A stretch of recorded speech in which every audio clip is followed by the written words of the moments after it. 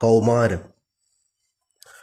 ആരുടേതാകും കടും നിണം പാതയിൽ ആരോ വിലപിപ്പു ഉയിർപിളർക്കും പോലെ ഏതു ഗേഹത്തിൻ വിളക്കാകുമാ പൈതൽ വിസ്മൃതി തന്നിൽ മറയുന്ന കേവലൻ.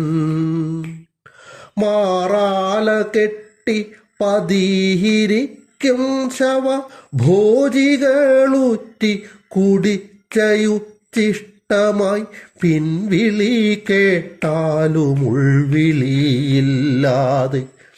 മുൾക്കിരീടം സ്വയം ചാർത്തുന്നു യൗവനം.